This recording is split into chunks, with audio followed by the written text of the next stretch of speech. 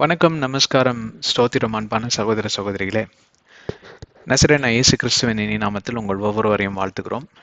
இந்த மாபெரும் இனிய சந்தர்ப்பத்தை ஆண்டவர் தந்ததுக்காய் உள்ள ஆழத்திலிருந்து பரலோக தேவனையும் எம்பெருமானாகிய இயேசு கிறிஸ்துவையும் பரிசுத்த ஆவியானவர் நமக்கு உதவி செய்கிற நல்ல நண்பராக இருப்பதனால் இந்த திருத்துவத்திற்கு நன்றிகளை மாட்சிமைகளையும் ஏறெடுத்து விட்டு வாருங்கள் கடந்து செல்வோம். இந்த ஆதியாகமத்தின் ரகசியங்கள் என்கிற தலைப்பிலே பல ஆண்டுகளாக பல காரியங்களை நாம் பேசி வருகிறோம். இது ஒரு தொடர் போதனை மட்டுமல்ல, இது ஒரு விதமான என்னன்னு சொன்னா ஆழ்ந்து ஆராய்ந்து பார்ப்பது ஒருவரோட வாழ்க்கை. இது கேட்குறப்போ கொஞ்சம் வேடிக்கையா இருக்கும். ஆமா, இவர் நல்லா ஆழ்ந்து ஆராய்ந்து பார்த்தாரு, எனக்கு இருக்கிற பிரச்சனை என்னைக்கு மாறுச்சு அப்படின்னு கேட்குற கூட்டம் தான் இன்னைக்கு அநேகர், மெஜாரிட்டி அவங்க தான். அவங்க வாழ்க்கை ஏன் மாறாம இருக்கு தெரியுங்களா? இந்த மாதிரி கேள்விகளை மட்டும் கேட்டுட்டே இருப்பதனால தான் வாழ்க்கை மாறுவதில்லை. இந்த கேள்விகளோடு கூட அவர்கள் இணைந்து சற்று பிரயாசம், சற்று முயற்சி எடுத்து அந்த கேள்விகளுக்கு விடைகளும் அவர்கள் இதோ தேடி இருப்பார்களானால் வாழ்க்கை மாறி இருக்கும். நிறைய குழந்தைங்களோட வாழ்க்கை பார்த்தீங்கன்னா, குழந்தைங்கன்னு சொன்னா ஒரு 18 வயசு வாலிப பசங்களோட வாழ்க்கையெல்லாம் பார்த்தீங்கன்னா மாறவே மாறாது. ஏன் தெரியுங்களா? 18 வயசு வரைக்கும் அவனை அவுத்து விட்டுறது. அந்த பெண் பிள்ளை 18 வயசு வரைக்கும் செல்லம் கொடுத்து நல்லா வளர்த்துறது. இருக்கட்டுங்க, ஒரு சின்ன வயசு தானே, பார்த்துக்கலாம், சின்ன குழந்தை தானே, ஒரே குழந்தை, ஒரே பையன்னு செல்லம் கொடுத்து வளர்த்தி கடைசியில் அவன் தோளுக்கு மேலே வளர்ந்த பிறகு அவன் சுத்தமாக அடங்காமே போயிடுறான். அவன் யாருக்கும் பிரயோஜனம் இல்லாதவனவே போயிடுறான். அந்த பெண்ணும் பார்ப்பீர்களானால் தவறான காரியங்களில் ஈடுபட்டு சிறு வயதிலேயே இன்னைக்கு நிறைய தவறான காரியங்கள் நடப்பதை நாம் பார்க்கிறோம். இதற்கு காரணம் என்னன்னு கேட்டால், சிறு பிராயத்திலேயே அவர்கள் இந்த காரியத்தை சரி செய்யாமல் போவதுதான் அதோட மூல காரணம் என்று சொல்லலாம். உடம்புல சில வியாதிகளும் பாருங்க, என்ன இவ்வளோ லேட்டாக வரீங்க அப்படிம்பாரு டாக்டர். கரெக்டுங்களா? ஆரம்ப காலத்திலேயே அதுக்குன்னு தொட்டதுக்கெல்லாம் டாக்டர்கிட்ட நீங்கள் போகணும்னு சொல்ல வரல. ஆனால் சில காரியங்கள் தொடர்ச்சியாக கிரானிக் அப்படிம்பாங்க, தொடர்ச்சியாக வருவது ஒரு வாடிக்கையாக இருக்கிறப்போ அதை நம்ம சரி செய்யணும். அதை நம்ம காட்டி என்னன்னு சொல்லி மருத்துவர்கிட்ட சில அட்வைஸ் எடுத்து சில ட்ரீட்மெண்ட்டுகளை எடுத்து அதை ஒரு கண்ட்ரோலில் கொண்டு வந்துட்டிங்கன்னா அப்போது என்ன ஆகுன்னு கேட்டால் அதை சற்று, அதாவது கொஞ்சம் கொஞ்சமாக அது உங்கள் உடலை விட்டு அப்படியே நீங்கி போயிடும், உடனடியாக போகாது. ஏன்னா ஃபார் எக்ஸாம்பிள் டிபி, அந்த காலத்தில் டிபி வந்துச்சுன்னா, டியூபர்குலோசிஸ் இந்த வியாதி வந்துச்சுன்னா இரும்பி அவங்க மறித்தே போயிடுவாங்க. ஆனால் இந்த காலத்துலலாம் அப்படி கிடையாது, ஓரளவுக்கு கண்ட்ரோலுக்கு கொண்டு வந்துட்டாங்க நல்லாவே. ஆனாலும் பார்த்தீங்கன்னா தேவையில்லாத ஒரு என்ன சொல்றது, ஒரு கஷ்டம் தானே அது. நீங்க ஆரம்ப காலத்திலே அது சரி, இதெல்லாம் ஒன்றும் இல்லைங்க, அது போயிடும், ஒன்றும் இல்லைங்க, அப்படி போயிடும்னு நீங்க சொல்லிக்கிட்டே இருப்பீங்க. ஆனா பார்த்தீங்கன்னா அது போகவே போகாது. அது முந்தின நிலையை காட்டிலும் பார்ப்பீர்களானால் இன்னும் அதிகமாக அது அதிகரித்து கொண்டு போய் இன்னும் வியாதி பார்த்தீங்கன்னா முத்தி போயிடும். அப்போ நீங்க போனீங்கன்னா ஒன்றும் பண்ண முடியாது. இது எல்லாத்துக்கும் தெரிஞ்ச ஒரு சாதாரண உண்மை. கொஞ்சம் நான் விலாவாரியா சொன்னேன், அவ்வளவுதான். அதே போலதான் சுவாபங்களும், அதே போலதான் தேவனோட இருக்கக்கூடிய இடைவேளைன்னா, இன்னைக்கு ஜெபம் செய்ய முடியலங்க, பாத்துக்கலாம் நாளைக்கு, பாத்துக்கலாம் அடுத்த வாரம், அடுத்த மாசம், அடுத்த வருஷம், நீங்க போய் பாருங்க, அந்த இடைவேளை விரிசலாய் கொண்டே போகும், பெரிதாய் கொண்டே போகும். பெரிதான இடைவேளை உங்களுக்கும் தேவனுக்கும் இருக்குமானால் உங்களுக்கும் பிசாசுக்கும் இருக்கக்கூடிய ஐக்கியமும் உறவும் மிக மிக நெருக்கமான ஒரு ஐக்கியத்துல நீங்க இருக்கீங்க. அவ்வளோ பெரிய க்ளோஸ் ஃப்ரெண்ட் ஆயிட்டீங்க பிசாசுக்குன்னு அர்த்தம். ஏன் தெரியுங்களா? தேவனை பிரிந்து இயேசு கிறிஸ்துவனால ஒரு 6 மணி நேரம் கூட இருக்க முடியல. என் தேவனே ஏன் என்னை கைவிட்டீர்னு கதறினார். எளிலாம சபச்சானி என்று சொல்லலாம். நீங்க 40 நாள் லென்த்து அந்த புனித வெள்ளி அன்று நீங்க இதெல்லாம் தியானிப்பீங்க. இதோட அர்த்தம் உங்களுக்கு தெரியுமா? இதோட அர்த்தத்தை தெரியணும்னா நீங்க கெஸ்டிமனே தோட்டத்துக்கு போகணும். இந்த கெஸ்டிமனே தோட்டத்துல பாத்தீங்கன்னா அவருக்கு ரத்த வேர்வை வரும். எதை நினைத்து ரத்த வேர்வை வந்தது என்று சொல்லி எனக்கு தெரிஞ்சு 10 கிறிஸ்துவங்க இருந்தாங்கன்னா 9 பேருக்கு அது தெரியவே தெரியாது. அவங்க நினைச்சிட்டு இருக்காங்க, ஐயோ அவர் இப்படியெல்லாம் சாட்டையால் அடிக்க போறாங்க, இப்படி சிலுவையில் அறைய போறாங்க, காரி துப்ப போறாங்க, தாடிகளை பிடுங்கி இழுத்தார்கள், அவர்கள் ஏதோ எல்லா உடுத்துவிட்ட உடையெல்லாம் அவர்கள் இது பண்ணி நிர்வாண கோலத்தில் அவரை ஏதோ சிலுவையில் அறைய போறாங்க. இதெல்லாம் நினைச்சுதான் அவர் ரொம்ப டென்ஷன் ஆகி அவருக்கு இருக்கக்கூடிய ரத்த குழாய் எல்லாம் வெடிச்சு இந்த ரத்த குழாய் வழியா ரத்தமானது வேர்வைக்கு பதிலாக ரத்தமானது புறப்பட்டு வந்தது அப்படின்லாம் சொல்லி நினைச்சிட்டு இருக்கிறாங்க. கிடையவே கிடையாது, கிடையவே கிடையாது. ஏன்னா இதற்கெல்லாம் அவர் ஒப்பு கொடுத்துதான் அவர் முதலாவது ஞானஸ்தானமே எடுக்க ஒப்புக்கொள்கிறார். ஞானஸ்தானம் வரப்பவே இதோ எனக்காக பலியிடப்படுகிற ஆட்டுக்குட்டியானவர் வருகிறார் அப்படின்னு சொல்லி யோவான் ஸ்நானகன் அங்க இன்ட்ரடக்ஷன் கொடுக்கிறார். பரிசுத்த ஆவியானவரால் கொடுக்கப்பட்ட ஒரு வெளிப்பாடு அந்த இடத்துல நாம் பார்க்கிறோம். அதுக்கெல்லாம் அவர் தயாரான நிலையில் தான் அங்க வருகிறார். கடைசியில மட்டும் எப்படி மாறுவார், கடைசியில மட்டும் எப்படி பின்வாங்கி போவார், இதெல்லாம் தெரிஞ்சுதான் அவர் ஆழம் தெரியாம காலை விடல. அவர் தனக்கு தெரியும் நாம் செல்லுகிற பாதை இவ்வண்ணமாக இருக்கிறது, நம்மை இப்படியாக அடிச்சு எல்லாம் கிழிக்க போறானுங்க அப்படின்னு. அவ உடல்லாம் கிழிச்சு தொங்குச்சாமா, சந்து சந்தாக கிழிக்கப்படும் பலியாடு என்று சொல்லி எல்லாம் வேதத்தில் நாம் வெளிப்பாடு, அதாவது லேவியர் 16வது அதிகாரத்துல பாருங்களேன், சந்து சந்தா தான் அதை அறுப்பாங்க. அப்பதான் அந்த பலியிடக்கூடிய ஒரு தன்மைக்கு அது வரும் என்று சொல்லி இயேசு கிறிஸ்து அப்படிதான் சந்து சந்தாக அறுத்தார்கள்னா அந்த சாட்டவாரை வச்சு அடிச்சாங்க இல்லைங்களா. அந்த சாட்டவாருக்கு பார்த்தீங்கன்னா 8 நுனிகள், 8 இல்லை 9 நுனிகள் உண்டு. அந்த 9 நுனிகளிலும் கற்களை கட்டி வைத்திருப்பார்கள். ஒரு அடி, இதெல்லாம் ஏற்கனவே உங்களுக்கு நான் சொல்லியிருக்கேன், ஆதியாகமம் 3:15 நம்ம தியானிக்கிறப்போ பார்த்தீங்கன்னா ஒரு முறை அடிச்சாலே 9 முறை 9 இடத்துல கிழிச்சிரும். இப்போ திருப்பி 39 தடவை அடிச்சா 351 காயம் ஆண்டவருடைய சரீரத்தில் இருந்தது. எங்கெல்லாம் பிஞ்சு தொங்குதான். அவரை பார்த்தாலே இது மனுஷனா இல்ல மாடா மிருகமா என்னன்னு தெரியல அவங்களுக்கு. ஐசி 53வது அதிகாரத்துல அதை பத்தி தான் எழுதியிருக்காங்க. வெளிப்பாடா ஏற்கனவே எழுதி வச்சதுதான். இதுக்கெல்லாம் தயாரான நிலையில வந்தவர் தான் கர்த்தராகிய இயேசு கிறிஸ்து. ஆனால் அவர்னால ஒன்ன தாங்க முடியல. என்னன்னு கேட்டா, உலகத்தின் பாவங்கள் எல்லாம் அவர் மேல் சுமத்தப்படுகிறப்போ பிதா தன்னுடைய முகத்தை மறைத்து விடுவாராம். என்னுடைய முகத்தை நீ பார்க்காத, உன் முகத்தை நான் பார்க்க முடியாது. ஏன்னா அவருடைய கண்கள் சுத்த கண்களாய் இருப்பதனால், சுத்த கண்ணர் என்று பைபிள் சொல்லுகிறது. பரிசுத்தத்தை மட்டுமே அவர்னால பார்க்க முடியும். பரிசுத்தம் அல்லாத எந்த விதமான அசுசியான காரியமா இருந்தாலும் அதன் மேல் அவர் கண்களே போகாதாம். அதுதான் சக்கரியா 4:10. ஸோ தன்னுடைய குமாரனை பிரிந்து இருந்ததே கிடையாது. இந்த உலகம் தோன்றி, இந்த அண்ட சராசரம் தோன்றி பார்ப்பீர்களானால் 13.54 பில்லியன் ஆண்டுகள் ஆவது இருக்கும் என்று சொல்லிதான் குத்து மதிப்பாக அவர்கள் ஆராய்ச்சி செய்து வைத்திருக்கிறார்கள். அதற்கு முன்பே என்ன நடந்தது யாருக்குமே தெரியாது. பிதாவோட வயது யாருக்குமே தெரியாது, பிதாவுக்கு மட்டுமே தெரியும். அத்தனை நாட்களும், அத்தனை பில்லியன் ஆண்டுகளும் தன்னுடைய குமாரனை ஒரு நாள் கூட பிரிந்திருந்ததில்லை. தன்னுடைய தகப்பனை குமாரன் ஒரு நாளும் பிரிந்திருந்ததில்லை. ஆனால் முறையாக இந்த மனித நேயத்துக்காக, மனித நேயத்தோட பாவங்கள் எல்லாம் அவர் மேல் வைக்கப்பட்டதனால் அவர் தன்னுடைய பிதாவிடம் இருந்த உறவை இழக்கிறார், சம்பாஷணை இழக்கிறார். அவரால் அதை தாங்க முடியல. அது ஏற்கனவே வெளிப்பாடா, அவர் ப்ராஃபட், ஏற்கனவே அவருக்கு வெளிப்பாடா கொடுக்கப்படுகிறது. இதுதான் நடக்க போகுது மகனே, இதுக்கு தயாராயிக்கோ அப்படின்னு. அதனால்தான் அதை நினைச்சு ரத்தம் அப்படியே வெடிச்சிருச்சான், ரத்த கொலையெல்லாம் வெடிச்சிருச்சு. அப்படிதான் வெடிக்குது உங்களுக்கு எனக்கும். எவ்வளவு சாதாரணமா நம்ம இன்னைக்கு ஜெபம் பண்ண முடியலங்க, இன்னைக்கு பேச முடியல, சரி அது கூட பரவாயில்ல. கர்த்தருக்கு எதிராக தான் இந்த காரியத்தை செய்யறோம்னு தெரிஞ்சே அறிந்தே நம் விரும்பி செய்யக்கூடிய துணிகரமான பாவங்கள் தான் ஏராளம் தாராளம். எப்படிப்பட்ட மனிதனையே எப்படியா மாறிச்சு பாத்தீங்களா? இது மனிதனோட சுவாபமா இருக்க வாய்ப்பே இல்லை.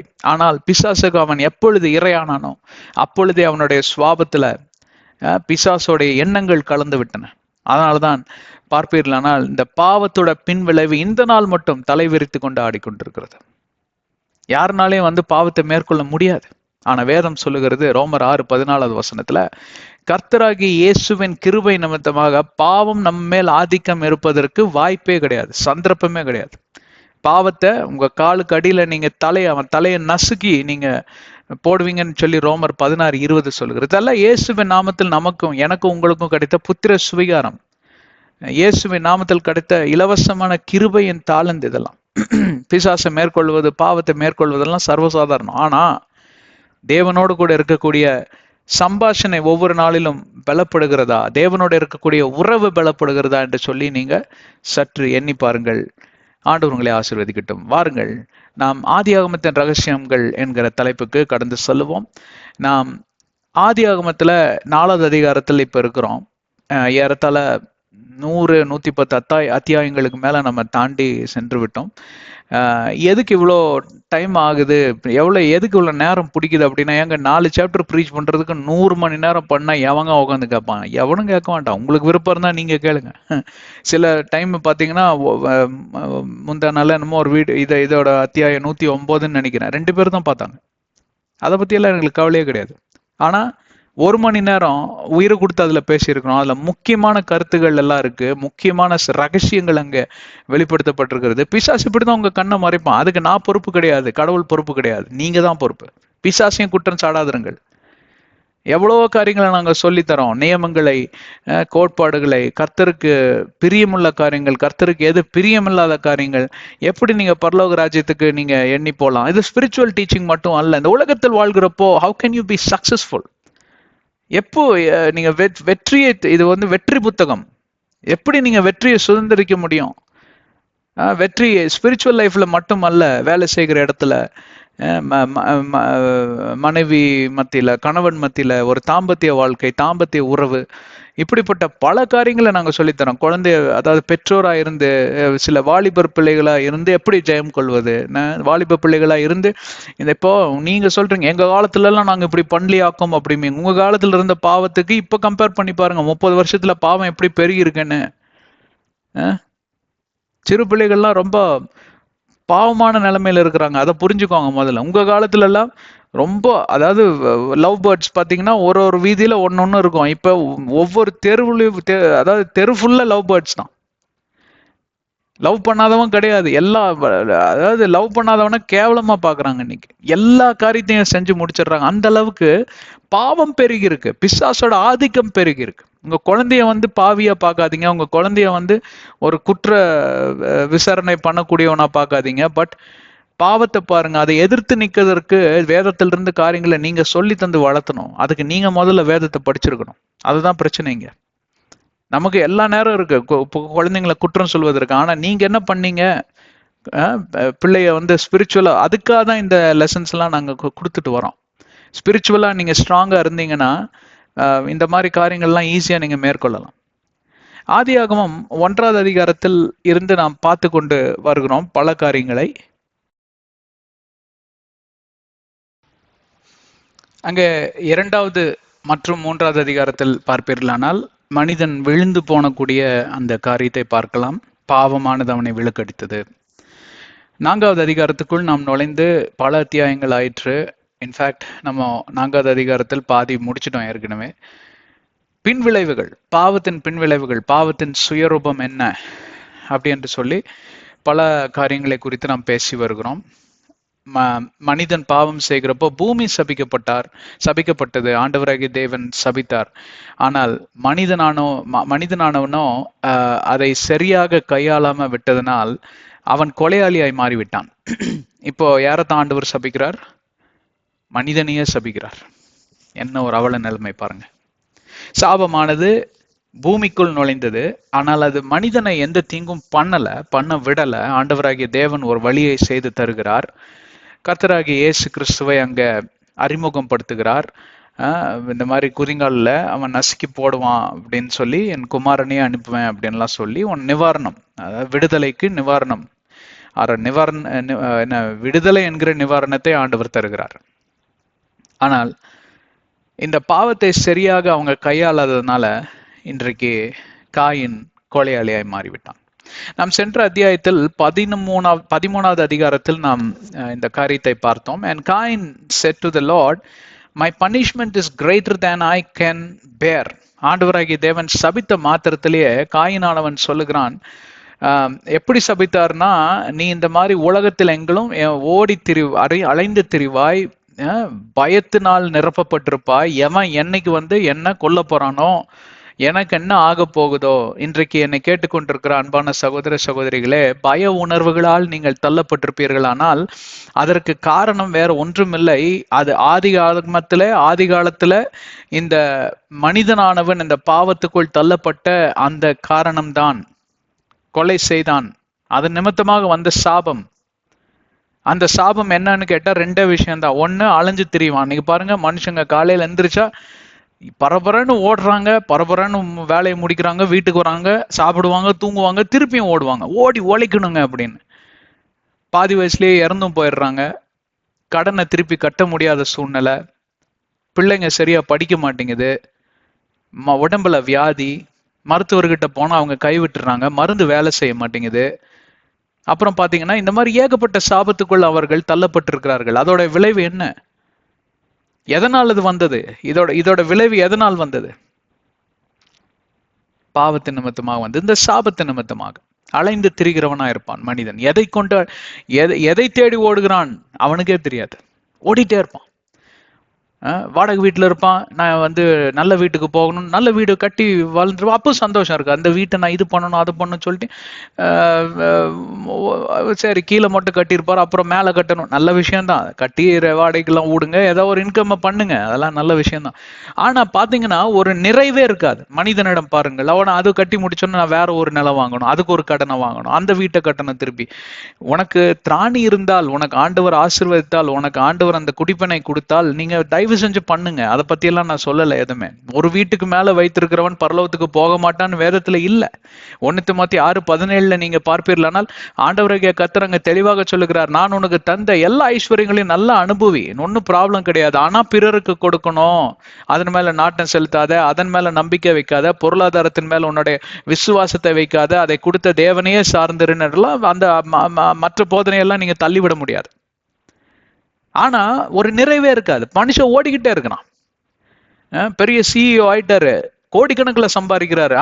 அதுக்கு மேல என்ன பொசிஷன் இருக்கு? அப்படி போய் போய் தான் மனுஷன் இன்னைக்கு அலைந்து திரிகிறவனா இருக்கிறான். எங்க இருந்து வந்தது இந்த சாபம்? காயினிடமிருந்து தொடங்கினது, இப்போ வரைக்கும் நிக்கலங்க. எந்த நிறுவனமாவது எங்களுக்கு நாங்க போதுங்க, நாங்க சம்பாரிச்சது இது வரைக்கும் நாங்க என்ன பண்ணோமோ அதுலயே நாங்க இருக்கிறோம், விட மாட்டான். காம்படிட்டர் விட மாட்டான். அவன் அதை விட ஒரு புதிய கண்டுபிடிப்பை பிடிச்சி இவனை கீழே முடக்கலான்னு பார்ப்பான். அவனுக்கு எதிராக போராடுறதுக்கு இவன் ஒன்னு கண்டுபிடிப்பான். அப்படி கண்டுபிடிச்சுதான் நாசமா போயிருக்கு. ஒரு வாஷிங் மிஷினோட ஃபங்க்ஷன் அதே தாங்க.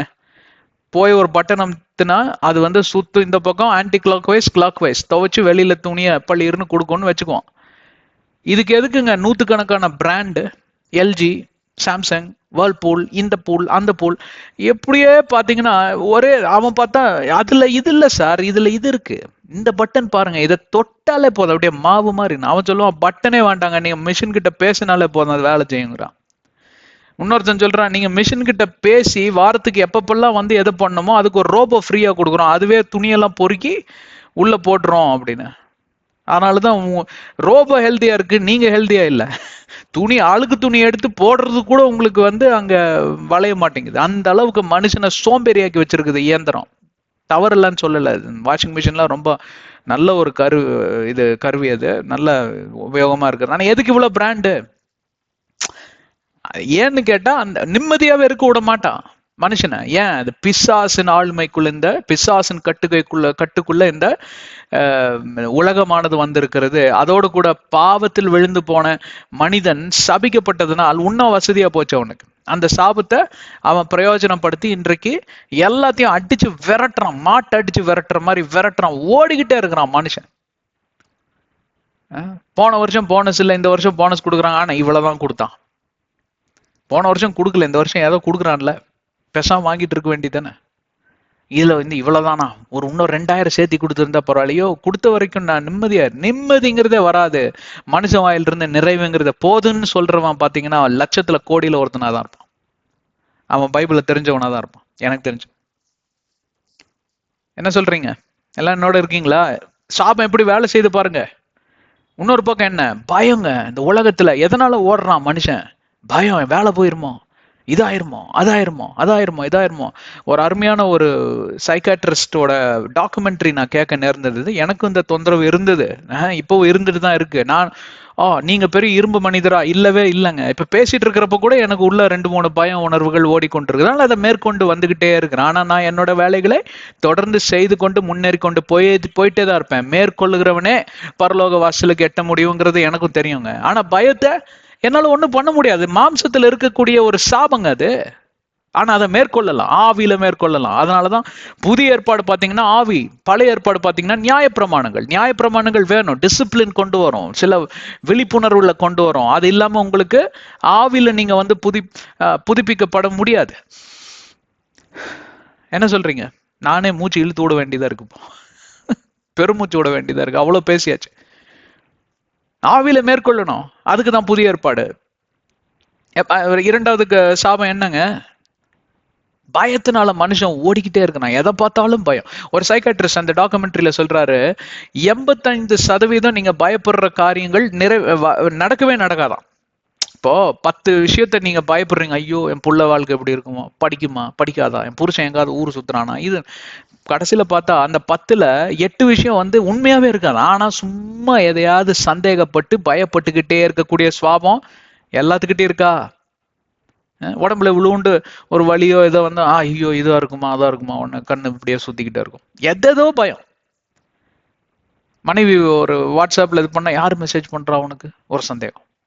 பிள்ளைங்க மேல இருக்கணும், பிள்ளைங்க வந்து இந்த வயசுல மொபைல்லாம் கொடுத்தீங்கன்னா என்ன பண்றான்னு அதெல்லாம் கேட்கணும். அதுக்குன்னு சும்மா ஃப்ரீயா விடக்கூடாது. எங்கெங்க இருக்கணுமோ அங்கங்க கட்டுப்பாடு இருக்கதான் செய்யணும், அதை ஒத்துக்கிறேன் நான். ஆனா வேதத்தில் இருக்கக்கூடிய காரியத்தை நான் விளக்கிட்டு வரேங்க. அதுதான் இங்க 12-13 வசனத்துல நம்ம வாசித்தோம். அதை உணர்ந்து சொல்லுகிறான் காயின், நீர் எனக்கு கொடுத்த தண்டனை நான் எதிர்பார்க்கவே இல்லாம, தண்டனைன்னு ஒண்ணு வரும். அவன் நினைச்சா கல் எடுத்து கதையை முடிச்சுட்டா நானே ராஜா நானே மந்திரி, எனக்கு காம்படிட்டர் கிடையாதுன்னு. இன்னைக்கு அப்படித்தானே இருக்கு. அந்த எண்ணம் எங்க இருந்து வந்தது? காயின் கிட்ட இருந்து தானே வந்தது. ஒரு நிறுவனம் பாருங்க, இன்னொரு நிறுவனத்தை ஒழிச்சு கட்டுறதுக்கு என்ன வேலையோ அதை பார்த்துக்கிட்டே தான் இருப்பான் அவனுக்கு.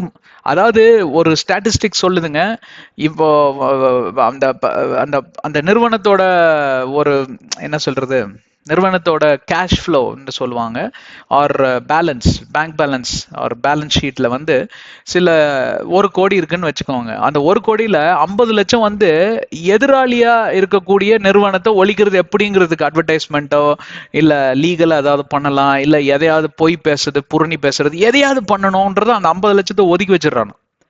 இன்னொரு 50 லட்சத்துல தான் இவன் எப்படி இந்த ப்ராடக்ட் ஒன்னு டெவலப் பண்ணலாம் அப்படின்னு சொல்லி அவன் ஆராய்ந்துகிறதா இருக்கிறான்னு சொல்லி ஒரு ஸ்டாட்டிஸ்டிக் சொல்லுது. எல்லா நிறுவனம் அதை ஃபாலோ பண்றது இல்ல. டாடா மாதிரி நல்ல நிறுவனங்கள் உண்டு. அவங்க பாத்தீங்கன்னா 60% வந்து சேரிட்டி. 100 ரூபாய் ப்ராஃபிட் வருதுன்னா 60 ரூபாய் சேரிட்டி, அதாவது இல்லாதவர்களுக்கு கொடுக்குற நிறுவனம். அது எல்லாத்துக்கும் தெரிஞ்ச உண்மை. ரத்தன் டாட்டாங்கிறவர் வந்து அருமையா கொண்டு போனாரு. அந்த மாதிரி ஒரு சில நிறுவனம் தான் பார்ப்பீர்கள். ஆனால் இந்த மாதிரி கெட்ட புத்தினால அவங்க பைபிளே எடுக்காதவங்க, ஆனா பைபிளை ஃபாலோ பண்றாங்க. எனக்கு அதுதான் பெரிய ஆச்சரியம். இயேசுவை ஏற்றுக்கொள்ளாதவங்க இன்றைக்கு இயேசுவை போல வாழ்றாங்க. இயேசுவை ஏற்றுக்கொண்டவன் தான் பிசாசு மாதிரி வாழ்ந்துட்டு இருக்கிறான். என்னை சேர்த்து தான் சொல்றேன், நானும் ஒரு காலத்துல அப்படிதான் ஏமாந்து போயிருந்தேன். வேத வசனத்தில் இருக்கக்கூடிய அர்த்தங்களை அனர்த்தமாக்கி நானும் வழிதவறி போன ஆட்டுக்குட்டியாக தான் இருந்தேன். ஆனால் என் மேய்ப்பர் என்னை கைவிடவில்லை. மேய்ப்பருடைய குரலை நான் கேட்டு திருப்பி வந்தேன். என்ன போல யாராவது இருக்கீங்களா? இல்லைன்னா தான் சந்தேகம், இல்லைன்னா தான் ஆச்சரியம். எல்லாருக்கும் அந்த ஒரு அனுபவம் இருக்கதான் செய்யுது. எவ்வளவு பேர் இருக்கீங்க? நேரம் கடந்து போயிட்டே இருக்கு. இன்னைக்கு சில காரியத்தை சொல்லிட்டு தான் போகணும். முன்னாடி கொஞ்சம் நம்ம மேஸ்திரி மாதிரி கொஞ்சம் கரகரன்னு எல்லாம் சுரண்டி விட்டு ரஃப் ஆக்கி திருப்பி கலவை அடிச்சாதான் நல்லா போய் ஒட்டும். எவ்வளவு பேர் என்னோட இருக்கீங்க? இந்த 2 காரியம் பாருங்க, எல்லா மனுஷங்கிட்டே இருக்கும். எதுக்கு ஓடுறோன்னே தெரியாம ஓடுவான், எதுக்கு பயப்படுறோன்னே தெரியாம பயப்படுவான், 2லயும் மாட்டிக்குவான். இதுதான் மனித நேயத்துக்கு வந்த சாபங்க. அவன் வந்து கல் எடுத்து அடிக்கிறப்ப அவனுக்கு தெரியாது இவ்வளவு பெரிய சாபத்துக்குள்ள நாம் மட்டும் இல்ல, என்னை பின்தொடர்ந்து வரக்கூடிய எல்லா சந்ததிகளும் போகுதே அப்படின்னு காயினுக்கு ஒருவேளை தெரிஞ்சிருந்தா, அதே போல ஆதாம் ஏவாளும். நான் இந்த பழத்தை சாப்பிட்றதுக்கு முன்னாடி இதெல்லாம் வந்து ஒரு காட்சியா படமா ஓடி இருந்ததுன்னா அவங்க அதை பண்ணிருக்கவே மாட்டாங்க. அதனாலதான் தந்திரத்தில் சிறந்தவனா இருக்கிறான் பிசாசு. இன்னைக்கு வசீகம் பண்றது, இன்னைக்கு பில்லிஷனியம் பண்றது எல்லாம் ஒரு தந்திர செயல்கள். இந்த ஆவிகள் போய் தந்திரமாக வேலைகள் செய்யும். அதுதான் வசீகரங்கிறது. என்ன உங்களுக்கு பில்லிஷனி வைக்கிறதுனா தந்திரமான ஒரு உங்க மனசு என்ன. ஹலோ, என்ன கேளுங்க கொஞ்சம். இந்த பில்லிஷனியம் அந்த தகடுல எல்லாம் நம்பிக்கை இருக்கிறவனுங்க எல்லாம் என்ன கேளுங்க கொஞ்சம். முதல்ல அதுல எல்லாம் நீங்க நம்பவே கூடாது. ஏன்னா இஸ்ரவேலுக்கு எதிராக குறிசொல்களும் இல்லை, மந்திர தந்திரங்களும் கிடையாதுன்னு சொல்லி என்னாகும் 23:23 சொல்லுது. அதை நீங்க நம்பலன்னு வச்சுக்கோம். ஆனா நீங்க இதை புரிஞ்சுக்கோங்க, அது எப்படி வேலை செய்யுதுன்னு. இந்த பில்லி சூன்யங்கிறது சும்மா வந்து நீங்க பாத்ரூம் கதவை திறந்தோன்னு அங்க கருப்பா ஒரு உடையை அணிஞ்சிட்டு யாரோ ஒரு மனுஷன் நின்னா, அதெல்லாம் உடான்ஸ் டாவ். என்ன தெரியுங்களா பில்லி சுனியத்தோட வேலை? உங்க புத்திய குழப்புறதும். அதுதான் உன்னோட டெக்னிக்கு. அது பில்லி சுனியங்கிறது பிளாக் மேஜிக் விச் கிராஃப்ட்ங்கிறது எந்தெந்த காலத்திலேயே ஆதி காலத்திலேயே இருந்ததுங்க. இன்னைக்கு நேத்து வரலங்க. அதெல்லாம் ஒரு டெக்னிக். அந்த குட்டி பிசாசை ஏவி விடுறான். அந்த குட்டி பிசாசு போய் எட்டி பார்க்குமா, இந்த வீட்டுல இயேசு கிறிஸ்துவின் ரத்தம் இருக்கா?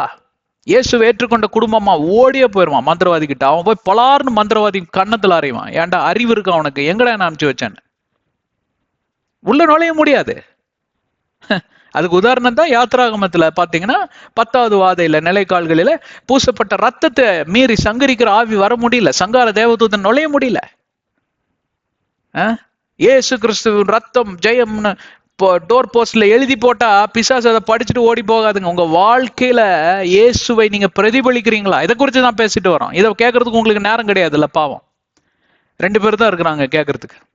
தெரிஞ்சவங்களுக்கு எல்லாம் ஃபார்வர்ட் பண்ணுங்க. இதுக்குள்ள இல்லாதவன் வந்து அழிஞ்சு போயிடுவான். கிறிஸ்தவர்களை பத்தி தான் பேசிட்டு இருக்கேன். கிறிஸ்தவர்கள் அல்லாதவர்களை நேசிக்கிறோம், அவங்க வரணும்னு நாங்க வாஞ்சிக்கிறோம், ப்ரேயர் பண்றோம், அவ்வளவுதான். மற்றபடி யாரையும் ஃபோர்ஸ் பண்ணல. ஆனா நீங்க கிறிஸ்தவர்கள் ஒழுக்கமா? நான் ஒழுக்கமா? நீங்க ஒழுக்கமா? ஒழுக்கம்னா சும்மா பைபிளை தூக்கிட்டு வேதத்தை தூக்கிட்டு ஆலயத்துக்கு போவது அல்லங்க. அந்த வேதத்தில் இருக்கக்கூடிய வார்த்தையின்படி நடக்கிறீங்களா? அப்பதான் அந்த சாபத்திற்கு நீங்க பாத்திரவான்கள் கிடையாது. இல்லைன்னா அந்த சாபம் உங்களை தொடர்ந்து அட்டிக்கும், புத்திய குழப்பம். எதை பார்த்தாலும் பயமா இருக்கும். அரண்டவனுக்கு இருண்டதெல்லாம் பேயும்பாங்க. இன்னைக்கு அது எங்கிருந்து வந்தது? அந்த பழமொழி எல்லாம் நடைமுறைகள் இருந்ததுனால அது பழமொழியா மாற்றப்பட்டது. பழமொழிகள் சும்மா யாரும் எழுதி வைக்கலங்க, நடைமுறையில் இருக்கிறதுனால அது பழமொழியா மாறிடுச்சு. நடைமுறை எதனால் வந்ததுன்னா இந்த பாவத்து நிமித்தமாக வந்தது. சரி, தொடர்ந்து போலாமா? சரிங்களா? எல்லாம் புரிஞ்சுக்கிட்டீங்களா? இப்ப எல்லாரும் கேக்குறீங்க, அங்க சீக்கிரமா பேசி முடிங்க அப்படின்னா. சீக்கிரமா பேசினா உங்களுக்கு ஒண்ணுமே புரியாது. மெதுவா பேசினாலே புரிய மாட்டேங்குது. கேளுங்க, கொஞ்சம் பொறுமையா கேளுங்க.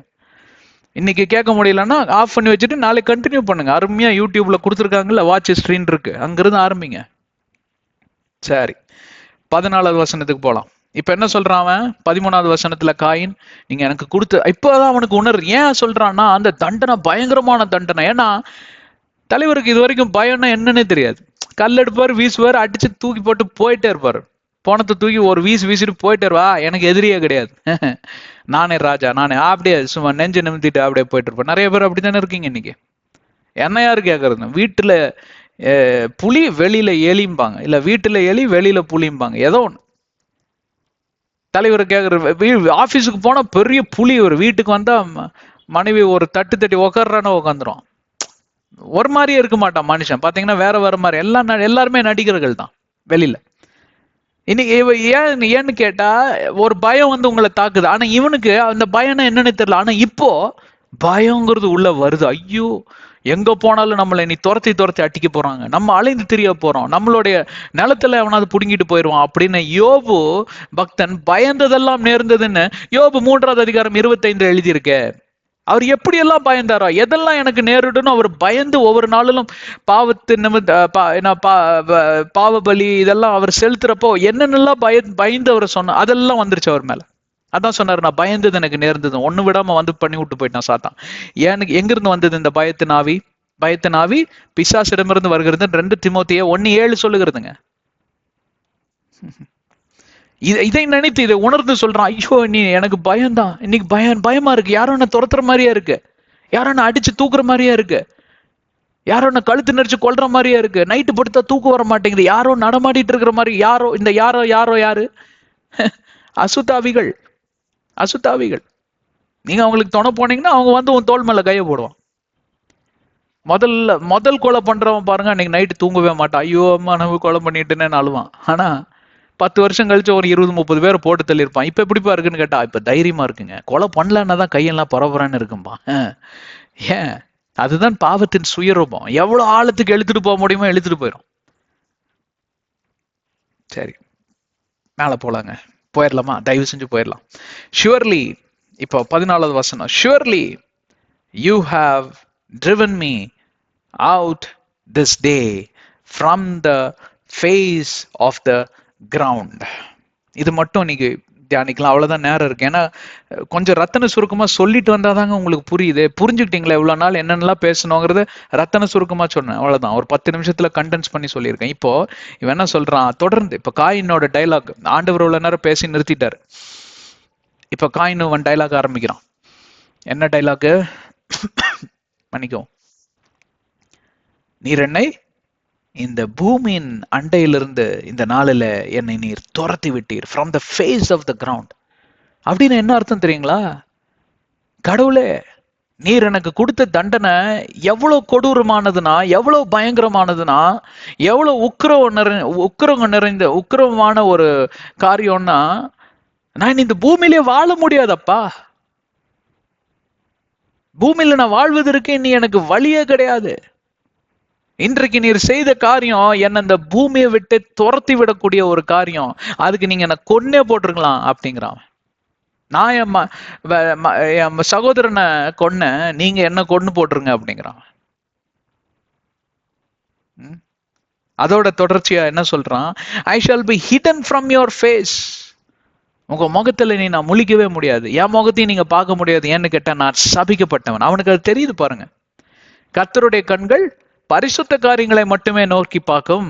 தீயான காரியங்கள், தீங்கு நிறைந்த காரியங்கள், துர் எண்ணங்கள் படைத்த மனிதர்கள், இவங்க மேல எல்லாம் அவர் பார்வையே போகாதான். ஜக்கரியா 4:10 சொல்லுது. ஏகப்பட்ட வசனம் இருக்கு. சங்கீதம் 102, 10, 11 இதெல்லாம் எபக்கூக் 1:13 நினைக்கிறேன். இதெல்லாம் எடுத்து வாசித்து பார்த்துக்கோங்க. ஆண்டவருடைய கண்கள் சுத்த கண்ணர். அவர் சுத்த கண்ணர்.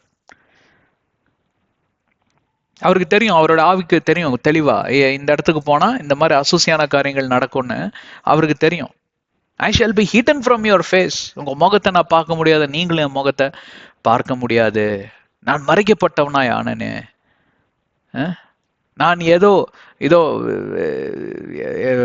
சூரியன் அஸ்தமிப்பது போல நானும் அஸ்தமித்து விட்டேனே. எல்லாம் முடிந்தது, எல்லாம் போயிட்டு முடிஞ்சது, அவ்வளவுதான். நான் எப்படி இந்த பூமியில வாழ்வேன்? இப்பதான் அவனுக்கு அதோட பின்விளைவு தெரியுது. இப்பதான் அதோட கொடூரம் தெரியுது. நீங்க எவ்வளவு பேர் என்ன கேட்டுக்கொண்டிருக்கிறவங்க இந்த நிலைமையில இருக்கிறீங்க?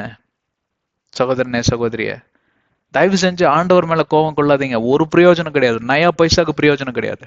ஏன்னா எல்லா குற்றம் பாவங்களும் நமக்குள்ளதான் இருக்குது. ஆனா சில பேர் என்ன கேட்டுக்கொண்டிருக்கிறவங்கள எவ்வளவோ என்ன நிறைய சகோதரங்களோட பேசியிருக்கிறேன் நான். எனக்கு அதாவது ஊழியத்துல பெரிய அனுபவம் கிடையாது, ஆனா கொஞ்சம் அனுபவம் இருக்கு. நான் பேசின வரைக்கும் நல்ல என்னோட உடன்பிறப்பை போலவே தான் அவர்கள் எல்லாம். அவங்க நிறைய காரியங்களை ஓப்பனா பகிர்ந்துக்குவாங்க. அப்போ அவங்க சொன்ன காரியம் சில வாலிப தங்கைகள்லாம் சொன்னது பய உணர்வுல இருந்து என்ன வெளியில, அதாவது ஆண்டவர் இயேசுவை ஏற்றுக்கொண்டேன், ஆனா 8 வருடம் ஆயிட்டு இருந்த பய உணர்வுல இருந்து முழுசா வெளியில வர்றதுக்கு. அந்த பையனுக்கு என்னன்னா, இருட்டான அறைக்குள்ள போனாலே யாரோ அப்படியே நெருக்கிற மாதிரி ஒரு இது. ஆனால் நைட்டு ஃபுல்லா லைட்டு போட்டுட்டு தான் அவன் படுத்து தூங்குவானாமா. அந்த வாலிப தம்பி சொல்றாங்க. இப்ப அவனுக்கு இப்ப வயசு அவனுக்கு 28, 29 இருக்கும். அவன் சொல்றது 16, 17 வயசுல அவனுக்கு நடந்த அந்த காரியம். இயேசு ஏற்றுக்கொண்டான். ஏதோ ஒரு காரியம் அவன் வாழ்க்கையில நடந்து, அதை நான் இங்க சொல்ல முடியாது வெளிப்படையா, ஒரு காரியம் நடந்து அவனுக்கு பய உணர்வுக்குள்ள அவன் ஒரு இது பிடிக்கப்பட்டான். பய உணர்வின் ஆவி பிடிச்சது அவனை. சின்ன விஷயத்த கூட அவனால ஈஸியா எடுத்துக்க முடியாது. 8 வருஷம் போராடி இருக்கிறாங்க. இந்த பையன் வெளியில வந்துட்டான்.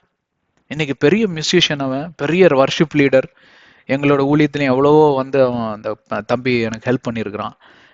அந்த அந்த அந்த மாதிரி ஒரு பெரிய ஒரு ஆசீர்வாதமா இருக்கிறான் பல ஜனங்களுக்கு. அவர் சேனல் ரன் பண்றான், ஒரு ஸ்டூடியோ வச்சிருக்கிறான், மியூசிக் எல்லாம் கம்போஸ் பண்ணுவான். இந்த மாதிரி பயங்கர திறமை. இப்பவும் போராட்டம் தான் அவனுக்கு. வாழ்க்கையில சில போராட்டங்கள் இருக்கு, தனிப்பட்ட போராட்டம் எனக்கு தெரியும். ஜபிக்குப்படி எனக்கு சொல்லியிருக்கிறான். ஆனாலும் பயம் இல்லை அந்த பையனுக்கு. போராட்டம் இருக்கு, ஆனா இப்ப பயம் இல்லை. பிரச்சனை என்னன்னு கேட்டா, இங்க இவன் சொல்றான், நீங்க என்ன விட்டு வேலைக்கு போயிட்டீங்க, இதுக்கு என்ன நீங்க கொன்னே போட்டிருக்கலாமே. அதுதான் அர்த்தம். I shall be a fugitive and a vagabond on the earth, and it will happen that anyone who finds me will kill me. Fugitive-னா என்ன தெரியுங்களா? அதாவது தேசத்தை விட்டு போயிட்டே இருக்கிறது. ஆபிரகாம் அழைச்சார் ஆண்டவர். ஒரு காரியத்தை 2-3 காரியத்தை சொல்லிட்டு முடிச்சிடலாம், ஒன்று 5 நிமிஷம் தான். ஆண்டவராகிய தேவன் இஸ்ரவேல் ஜனங்களுக்கு வெளியில விடுதலை கொடுத்தார் எகிப்திலிருந்து. நான் சொல்றேன், இந்த சாபத்தின கொடூரத்தை தெரிஞ்சுக்கோங்க. அப்போ இஸ்ரவேல் ஜனங்கள்லாம் வெளியில வந்தாச்சு. அவர் சொல்றாரு, உங்களுக்கு ஒரு பாலும் தேனும் ஓடுகிற தேசத்தை தருவேன்னு சொல்றாரு. சில டெஸ்ட்டுகள்லாம் வச்சாரு, எடுப்புலயே ஃபெயில் ஆயிட்டானுங்க. சில வாரங்களிலேயே அந்த மாறா சம்பவத்திலேயே என்ன இவ்வளவுதானா அப்படி இப்படின்னு ஆண்டவர் கட்டுக்கோபத்துக்கு ஆளாக்கிட்டானுங்க. அப்புறம் 40 வருஷம் ஆண்டவர் டெஸ்ட் மேல டெஸ்ட் வச்சு ஒரு பய பாஸ் பண்ணல, அத்தனை பேர் செத்தே போயிட்டான். பெண்களையும் சேர்த்து தான் சொல்றேன். அங்க அந்த வழியில வனாந்தரத்துல பிறந்த குழந்தைகள் தான் இந்த கானான் தேசத்துக்குள், பாலும் தேனும் ஓடுகிற தேசத்துக்குள் கடந்து சென்றார்கள். இதுதான் சரித்திரம். இது சரித்திர நூல் யாத்திராகமத்துல நீங்க இதெல்லாம் பார்க்கலாம். யாத்ராகமம், யாத்திரையில வந்த ஆகமம். அந்த யாத்திரையில என்னென்னலாம் நடந்துச்சோ அதெல்லாம் அங்க எழுதி வச்சிருக்கிறது தான் யாத்ராகமம், exodus. It's a journey of life. எவ்வளவு பேர் என்னோட இருக்கீங்க? அப்போ அது எங்கிருந்து வந்தது? எதனால இந்த 40 வருஷம் அவங்கள எது போட்டு ஆட்டுச்சு? இவன் சொன்னா பாத்தீங்களா, இந்த காயின் சொன்ன வார்த்தை, இந்த சாபத்தோடைய அர்த்தத்தை காயின் உணர்ந்து காயின் சொல்லுகிறான். இது ஆண்டவர் பேசுனது கிடையாது. இனி நான் அழிந்து திரிய போறேன், பய உணர்வுனால நான் நடுநடுங்கி வாழ போறேன், போற இடத்துல எல்லாம் நான் அடிச்சு விரட்ட போறானுங்க, என்னை கொல்ல மனிதர்கள் எழும்புவாங்க, எனக்கு எதிராளிகள் வருவாங்க, நான் ஒண்ணுமே செய்யலனாலும் என்னை கதையை முடிக்கிறதுக்கு 10 பேர் ரெடியா நிப்பான், நான் ஒரு இடத்துல நிரந்தரமா இருக்க முடியாது, வெகபவுண்ட் ஃபுஜிட்டிவ் அப்படின்னு அர்த்தம் என்னன்னா, ஒரு இடத்துல நான் நிரந்தரமா இருக்க முடியாது, ஒரு பரதேசியை போல நான் சுத்தி திரிவேன் அப்படின்னு ஆச்சு. அப்புறம் என்னாச்சு? அதற்கு முன்பே அப்ரஹாமை கூப்பிட்டு அழைத்தார் ஆண்டவர். அப்ரஹாமை அழைத்த மாத்திரத்தில் அப்ரஹாமானவர் வெளியே வந்தார். அந்த அப்ரஹாமுக்கு கொடுத்த ஆசீர்வாதத்தை பார்ப்பீர்களானால், பெரிய தேசத்தை நான் உனக்கு தருவேன் சுதந்திரமாய், வானத்தின் நட்சத்திரத்தை போல, கடல்ல இருக்கிற கடல் மணலை போல இவ்வளவாய் உன் சந்ததிகள் இருப்பார்கள் அப்படின்னு சொன்னாரு. ஆனா அவருக்கு பெர்மனண்டா ஒரு வீடே கிடையாது, கூடரவாசிகளா தான் இருந்தாங்க. ஆனா பெரிய சீமான், பெரிய ராஜா மாதிரி தான் அவர் வாழ்க்கை எல்லாம் இருந்துச்சு. ஆனா கூடாரவாசிகள் தான். அது எங்கிருந்து வந்து இந்த சாபம்? இந்த சாபம் பாத்தீங்கன்னா காயினிடம் இருந்து வந்து, அதாவது சந்ததியா போகுது. ஆனா கானான் தேசத்துக்குள் நுழைந்து அவர்கள் அந்த சாபத்தை முறியடித்தார் ஆண்டவர். எல்லாரும் அவர்கள் வீடு வசதிகளோட இருந்தாங்க. அப்போ இயேசுவோட காலத்துல பாத்தீங்கன்னா இந்த ஹோட்டல்ஸ் அண்ட் ரெஸ்டாரண்ட்ஸ் டெவலப் ஆகிற அளவுக்கு ஸ்ட்ரக்சர்ஸ் எல்லாம் நல்லா வளர்ந்துருச்சு. சரித்திர நூல்ல என்ன சொல்லுதுன்னு கேட்டா, யோசேப்பு சிவில் கன்ஸ்ட்ரக்ஷன்ல இருந்திருக்காரு, ஒரு சிவில் கான்ட்ராக்டரா தான் இருந்திருக்காரு அப்படின்னு சரித்திர நூல் சொல்லுது. வீடுகள் கார்பென்ட்ரி மட்டும் கிடையாது, வீடுகள் தச்சன் மட்டும் கிடையாது, வீடுகள் எல்லாம் கூட கட்டி இருந்துட்டு இருந்தாரு அப்படின்னு ஒரு சரித்திர நூல் சொல்லுது. அதுக்கு ஆதாரம் பைபிள் இல்லை. அதனால என்ன சொல்ல வரேன்னு கேட்டா, பெர்மனன்ட் ஸ்ட்ரக்சர்ஸ் எல்லாம் கட்ட ஆரம்பிச்சுட்டாங்க, கட்டி அதுல வசிக்கக்கூடியவர்களாய் மாறிவிட்டார்கள். இப்ப என்னன்னு கேட்டா, ஊர் விட்டு ஊர் போக வேண்டிய அவசியம் இல்லை, அலைந்து திரிய வேண்டிய அவசியம் இல்லை. இந்த சாபத்தை எல்லாம் ஆண்டவர் இயேசு முறியடித்தார். சரிங்களா? இந்த சாபத்தை பழைய ஏற்பாட்டிலே முறியடித்தார். நியாயப்பிரமாணத்துக்குள் எவன் ஒருவன் இருக்கிறானோ, பிரமாணத்தின்படி எவன் வாழ்கிறானோ அவனுக்கு அந்த சாபம் அவனுக்கு உரியது அல்ல. அதுதான் அதற்கு பொருள். ஆனா சரி, இப்ப ரத்தன சுருக்கமா சொல்லணும்னு கேட்டா, இங்க இவன் என்னத்தை உணர்றான்னு கேட்டா, இட் வில் ஹேப்பன். அவன் சொல்றான், இப்பதான் எனக்கு இதோட கொடூரம் புரியுது, நான் தெரியாம செஞ்சுட்டேன். நீ எப்படி சொல்லுவ தெரியாம செஞ்சுட்டேன்னு? இந்த ஒரு காரியத்தை மட்டும் நம்ம ஆராய்ந்துட்டு நம்ம க்ளோஸ் பண்ணிடலாம். சரிங்களா? இதை நீங்க ஒத்துக்குவீங்களா? காயின் என்ன சொல்றேன்னா, தெரியாம செஞ்சுட்டேன், எனக்கு கொடுத்த தண்டனை பெரிய கொடூரமான ஒரு தண்டனை, நான் இப்படியாக அலைந்து திரிவேன், என்ன அடிச்சு கொள்ளுவாங்க, இதெல்லாம் பயங்கர கொடூரம். தெரியாம செஞ்சுட்டேங்கிறது உண்மையா? கிடையவே கிடையாது, பொய், அப்பட்டமான பொய். ஆதாம் ஏவாள் தெரியாம செஞ்சாங்க. சரி, அவங்க செஞ்சிருப்பாங்க. அவங்க தம் பிள்ளைகளுக்கு எவ்வளவோ அவங்க ஞானத்தை ஊட்டி தான் வளர்த்திருப்பாங்க, அறிவை இதை புகட்டி தான் வளர்த்திருப்பாங்க. அவங்க பல காரியங்களை ஆண்டவரோட சம்பாஷித்த அந்த காரியங்கள் எல்லாமே இவர்களுக்கு பகிர்ந்திருப்பாங்க. நீங்க நினைக்கிறீங்களா சும்மா உட்காந்து எல்லாம் சாப்பிட்டுட்டு அப்படியே தூங்கிடுவாங்க? கிடையவே கிடையாது. சின்ன குழந்தையில இருந்து அவங்க தேவனோட சம்பாஷித்த அந்த அவர் ஞானத்தின் வார்த்தைகள்லாம் அவங்களுக்கு கற்றுக் கொடுத்ததை எல்லாம் சொல்றாங்க. இதெல்லாம் தெரிஞ்சுதான் தம்பி நாங்க பாவம் செஞ்சோம், நீங்க அந்த மாதிரி பாவம் செஞ்சிடாதீங்க, கர்த்தரை விரோதிச்சிடாதீங்க, கர்த்தருக்கு உகந்தவர்களா வாழுங்க, கர்த்தரை கீழ்ப்படிந்தாங்க, கர்த்தரை நேசிங்க, கர்த்தருடைய நேசத்திற்கு நீங்க ஆளாங்க, இப்படி எல்லாம் சொல்லிதான், நல்ல வழி காமிச்சு நல்ல புத்தி சொல்லிதான் அவங்க வளர்த்திருக்காங்க. அப்ப எப்படி இவன் தெரியாம செஞ்சான்னு இப்ப சொல்ல முடியும்? அதனாலதான் அந்த தண்டனை. கர்த்தர் நீதிமான்ங்க, கர்த்தர் நீதியின் தேவன், யெகோவா ஸ்டிக்கன் அவர் பேர், நீதியை வழங்குகிற தேவன். அநீதியான காரியத்திற்கெல்லாம் அவர் நீதி வழங்குவார். அப்ப அவரிடமே அநீதி இருந்தா அவர் நல்ல ஜட்ஜா? கிடையவே கிடையாது. என்னை கேட்டுக்கொண்டிருக்கிற அன்பான சகோதர சகோதரிகளே, இன்றைக்கு நாம் தியானித்த இந்த வசனத்தோட மைய பகுதியே என்னன்னு கேட்டா, என்னிடமும் உங்களிடமும் இருக்கக்கூடிய குற்றங்களை, இந்த குற்ற உணர்வுகளை விட்டு வெளியே வாங்க. அதற்கு இயேசுவின் ரத்தம் நமக்கு நிவாரணம் கொடுக்குது. எல்லா பாவங்களையும் மன்னித்து கழுவி அதுக்கப்புறம் குற்றம் செய்யாதிருங்கள், மனம் திரும்புங்கள், அதற்கு பின்பே பழைய பாவத்திற்கு கடந்து செல்லாதிருங்கள் என்கிற ஒரு முக்கியமான சத்தியத்துக்குள்ள நீங்க முதலாவது வர வேண்டும். இது முதலாவது கோட்பாடு, முதலாவது நியமம். அதற்கு பின்பே நீங்க தெரிந்து கொள்ள வேண்டிய காரியம் என்னவென்னு கேட்டா, நீங்க பழைய பாவங்களுக்கெல்லாம் மறித்து நீங்க திரும்பவும் பிறந்துட்டீங்க, கரெக்ட், உண்மைதான். ஆனா மாம்சத்தில் இருக்கக்கூடிய சில குளறுபடிகள் கடைசி மூச்சு இருக்கிற வரைக்கும் உங்களோட போராடிட்டு தான் இருக்கும். அதோடைய சில பராமீட்டர்ஸ், அதாவது சில அம்சங்களை நான் சொல்லி விடுகிறேன். என்னன்னு கேட்டா, அதோட கட்டமைப்பு என்னன்னு சொல்லி விடுகிறேன். பயம், கவலைப்படுகிறது, அப்புறம் பார்ப்பீர்களானால் கோபம் கொள்வது, பொறாமை கொள்வது, வஞ்சனை, அப்புறம் என்ன சொல்றது, நயவஞ்சகம், இது எல்லாமே இருக்கு. உங்களுக்கு இதை பத்தி இன்னும் அதிகமா டீட்டெயில்ஸ் வேணும், 2 தீமோத்தேயு 3வது அதிகாரம் 1-9 வசனம், கொலோசியர் 3:5-9 வசனம், மார்க் 7:21-29 23 வசனம், 1 தீமோத்தேயு 1:9-10, 1 கொரிந்தியர் 6:9-10, ரோமர் 1:29-32, ரோமர் 6:13-20, கலாத்தியர் 5:17, எபேசியர் 4:31, தீத்து 1வது அதிகாரம் 5-8 வசனம், வெளிப்பாடு 21:8. போதுமா? இதெல்லாம் நீங்க படிச்சு பார்த்தீங்கன்னா இத்தனை இத்தனை கட்டமைப்புகளும் நம் உடலில் உண்டு.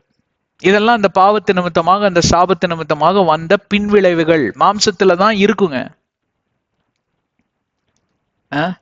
இதோட வியாதியும் சேர்த்திக்கோங்க. எனக்கே வியாதி வருது, நான் நீதிமான் தானே, இயேசுவின் ரத்தத்தால் கழுவப்பட்ட நீதிமான் தானே நான், எனக்கே வியாதி வரணும். வியாதி வரும்னு ஏன்னு கேட்டா, மாம்சத்துல இருக்கு அந்த அந்த பாவ அணுக்கள் உன்ன இருக்கு மாம்சத்துல. அது உங்களை விட்டு விலகி போகல. போகுமா? போகாது. அதனாலதான் வேற ஒரு சரீரம் கொடுக்கப்படும். புதிய வானம் பூமியில பாத்தீங்கன்னா நம்ம எல்லாருமே வேற ஒரு சரீரத்துக்குள், வேற டிரான்ஸ்பர்மேஷன். கர்த்தர் இயேசு உயிர் தெழுந்து வந்தப்போ மரியா மெக்தலின் மரியாளுக்கு அடையாளம் தெரியல அவரை. அதுதான் அதோட என்ன சொல்றது, தட் இஸ் த ப்ரிஃபேஸ்ன்னு சொல்லலாம், இல்ல ப்ரீ கான்டெக்ஸ்ட்னு சொல்லலாம். எப்படின்னு கேட்டா, அது ஒரு முன்னுரை மாதிரி. ஏசு கிறிஸ்துவ பாரு, இப்படிதான் நீங்க எல்லாம் உயிர் தெழுவீங்க, இப்படிதான் நீங்க எல்லாருமே புது சரீரத்துக்கு. அப்ப இயேசுவோட முக அமைப்பே மாறிடுச்சு. அவர் வேற மாதிரி இருந்தார். அதனாலதான் பாத்தீங்கன்னா அங்க வந்தவங்க எல்லாம் பயந்து நடுங்கினாங்க, ஏதோ ஒரு அசுத்தாவி வந்துருச்சு அப்படின்னு. ஏன்னா இயேசுக்கு முகம் சாயல எல்லாம் மாறிடுச்சு. ஆனா அவர் பேச்சு வச்சு, அவர் பழைய அவருடைய உடன்படிக்கைகள் எல்லாம் அவர் நினைவு கூர்ந்து, அவருடைய போதனை எல்லாம் அவங்க சொல்றப்பதான், ஏமா ஊர்ல அவங்க 2 பேர்த்தோட பிரயாணம் பண்றான், அவங்களுக்கு சீஷர் தான் 2 பேரும், அவங்களுக்கு அடையாளம் தெரியல.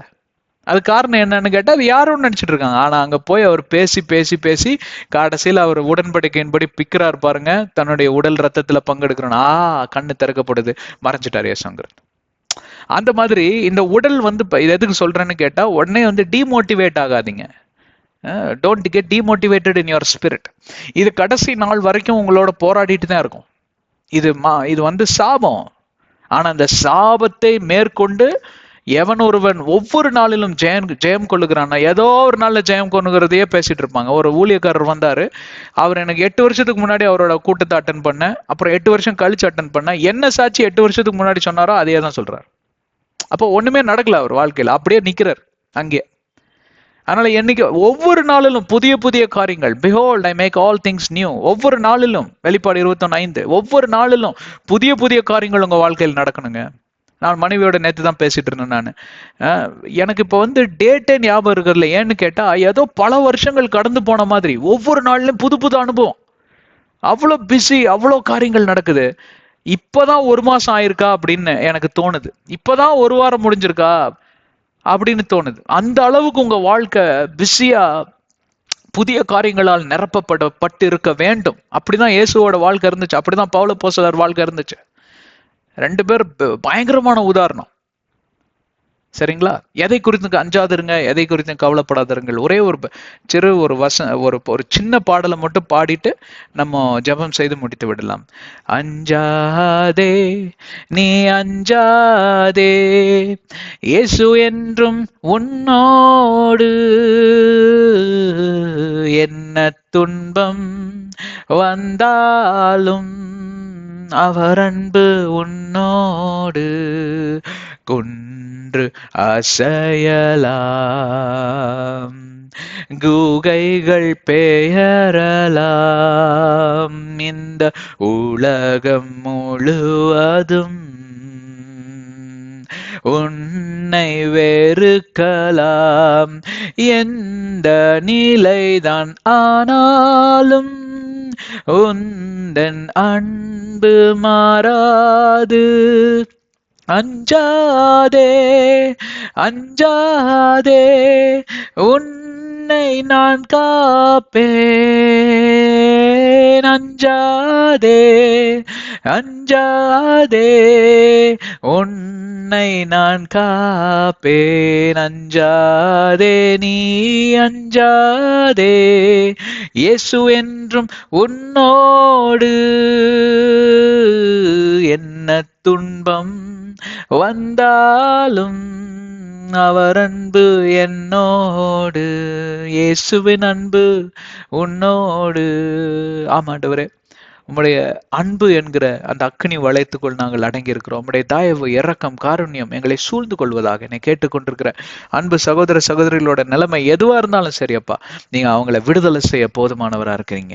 எங்களை வழிநடத்த போதுமானவரா இருக்கிறீங்க. பயத்தின் அந்த கொடூரத்திலிருந்து எங்களை வெளியே கொண்டு வாங்க. வியாதியின் கொடுமையிலிருந்து எங்களை வெளியில கொண்டு வாங்க. சாபத்தின் கொடுமையிலிருந்து எங்களை வெளியில கொண்டு வாங்க ஆண்டவர். இந்த கொடுமைகளை எல்லாம் தன்மேல சுமந்து எங்களுக்காக மரித்தவர் தான் இயேசு கிறிஸ்து. அவருடைய நாமத்தில் எங்களுக்கு விடுதலை உண்டாயிருக்கும் இயேசுவின் நாமத்தில் ஜெபிக்கிறேன் பிதாவே, ஆமென். கர்த்தர் உங்களை ஆசீர்வதிக்கட்டும். எங்க சேனல் சப்ஸ்கிரைப் செய்யுங்க. உங்களுக்கு நிறைய வீடியோஸ் வந்துகிட்டே இருக்கும், அதெல்லாம் மிஸ் பண்ணிடாதீங்க. ஆங்கிலத்திலும் தமிழிலும் பேசிக்கொண்டு வருகிறோம். தெரிஞ்சவங்களுக்கெல்லாம் இந்த சேனல் டீட்டெயில் ஷேர் பண்ணி அவங்களே வழி நடத்துங்க.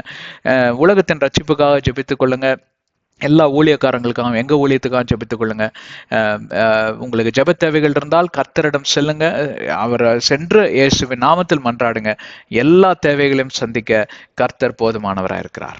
ஆண்டவர் எங்களை ஆசீர்வதிக்கட்டும். தொடர்ந்து எங்களோட இணைந்திருங்க. அடுத்த அத்தியாயத்தில் நாம் சந்திப்போம். 15வது வசனத்துக்குள் கடந்து போவோம். நாம் படிப்படியா முன்னேறி கொண்டே வரோம். கொஞ்சம் ஸ்பீடா 5வது அதிகாரத்திலிருந்து நம்ம போக ஆரம்பிச்சிருவோம். இந்த ஃபர்ஸ்ட் 4 அதிகாரங்கள் மிக மிக ஸ்லோவா தான் போகணும். அப்பதான் உங்களுக்கு புரியும். ஆதி ஆகமத்தை முழுமையா நம்ம முடிச்சுட்டு தான் இந்த சீரீஸை க்ளோஸ் பண்ண போறோம். கர்த்தர் உங்களை ஆசீர்வதிப்பாராக.